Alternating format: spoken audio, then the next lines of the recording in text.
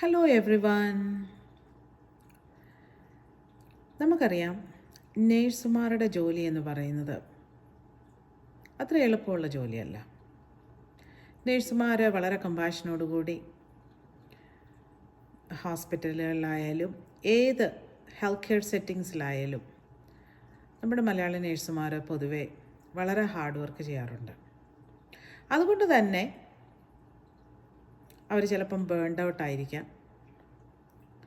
അതുകൊണ്ട് self care വളരെ അത്യന്താപേക്ഷിതമാണ്, എസ്പെഷ്യലി ഫോർ നഴ്സസ്.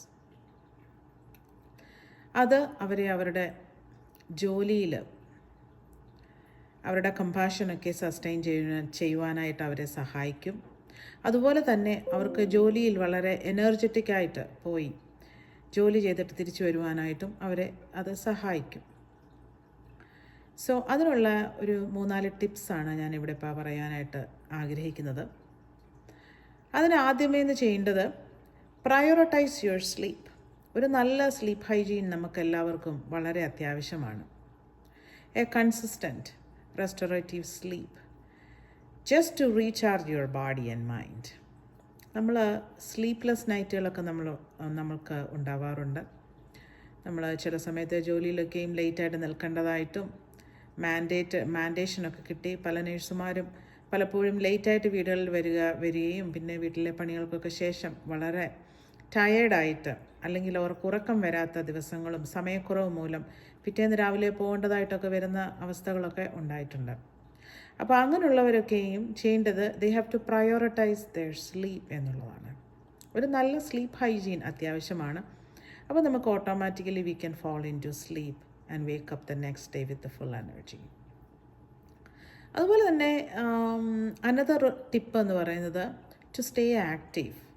അവരെവിടായാലും, പ്രത്യേകിച്ച് നമ്മുടെ അമേരിക്കയിലുള്ള നേഴ്സുമാരൊക്കെയും ഇത് അവരിലൊക്കെ വളരെ കോമൺ ആയിട്ട് കാണാറുള്ള compared to nurses who work in India, കേരളയിലൊക്കെ വർക്ക് ചെയ്യുന്നവരെ അപേക്ഷിച്ച് അമേരിക്കയിലുള്ളവരൊക്കെയും അതുകൊണ്ട് തന്നെയാണ് വളരെ ആക്റ്റീവായിട്ട് അവർ, എസ്പെഷ്യലി അവരുടെ വീക്കെൻഡുകളൊക്കെയും അവർ നന്നായിട്ട് മേക്ക് യൂസ് ചെയ്യാറായിട്ടുണ്ട്.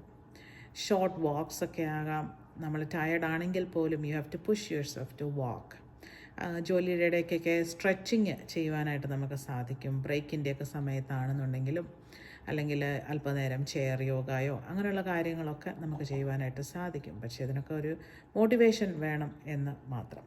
ഇതൊക്കെയും നമ്മുടെ ആ ഒരു എനർജിയെ ബൂസ്റ്റപ്പ് ചെയ്യുവാനായിട്ടും അതുപോലെ തന്നെ നമ്മുടെ ജോലിക്കിടയിലുള്ള സ്ട്രെസ്സ്, നമ്മളെ ഒരു കൾച്ചറലി ഡിവേഴ്സ്ഡ് ആയിട്ടുള്ള ഒരു കൺട്രിയിൽ ജീവിക്കുമ്പോൾ നമ്മുടെ സ്ട്രെസ് ലെവൽ കുറയ്ക്കുവാനായിട്ട് സാധിക്കുന്ന കാര്യമാണ്.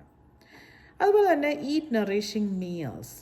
നമുക്ക് ബോഡിക്ക് ഫ്യൂവൽ അത്യാവശ്യമാണ്. അപ്പം അതിനെ അനുസരിച്ചിട്ടൊരു ബാലൻസ്ഡ് ആയിട്ടുള്ള നമ്മുടെ സ്റ്റാമിനയൊക്കെ കൂട്ടുവാനായിട്ടുള്ള നല്ല പ്രോട്ടീൻ റിച്ച് ഫുഡ് ഐറ്റംസൊക്കെയും കഴിക്കുവാനായിട്ട് സാധിക്കണം.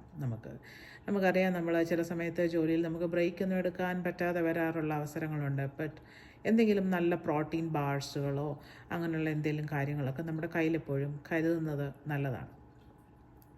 അതുപോലെ തന്നെ പ്രാക്ടീസ് മൈൻഡ്ഫുൾനെസ്. നമുക്ക് ചെറിയ മെഡിറ്റേഷൻസും ടെക്നിക്സ് സച്ച് ആസ് ഡീപ്പ് ബ്രീത്തിങ്ങും അങ്ങനെയൊക്കെയുള്ള കാര്യങ്ങളൊക്കെ നമ്മളെ ചില സമയത്ത് നമ്മൾ ഓവർവെൽംഡ് ആകാറുണ്ട്. ഈ ജോലിയും വീട്ടിലെ കാര്യങ്ങളുമൊക്കെ, കുഞ്ഞുങ്ങളുടെ കാര്യവും ഒക്കെ വെച്ച് നമ്മൾ കുറച്ച് വെൽംഡ് ആവാറുണ്ട്. ചിലർക്ക് ചെറിയ ആങ്സൈറ്റി ഇഷ്യൂസുകളും ഒക്കെ ഉണ്ടാവാറുണ്ട്. അപ്പോൾ അതിനെയൊക്കെ തരണം ചെയ്യുവാനായിട്ട് നമുക്ക് നല്ല ഡീപ്പ് ബ്രീത്തിങ് എക്സസൈസുകളും അതുപോലെ തന്നെ ചെറിയ മെഡിറ്റേഷൻസും ഒക്കെ ചെയ്യുവാനായിട്ട് നമുക്ക് സാധിക്കും. അപ്പോൾ ഇങ്ങനത്തെ കാര്യങ്ങളൊക്കെ ചെയ്ത് കഴിയുമ്പോഴത്തേക്കും it will definitely improve our emotional resilience. അതാണ് ഒരു നേഴ്സിന് ഏറ്റവും അത്യാവശ്യമായിട്ടുള്ള ഘടകം എന്ന് പറയുന്നത് തന്നെ. I hope this tip will definitely help you. Have a wonderful day.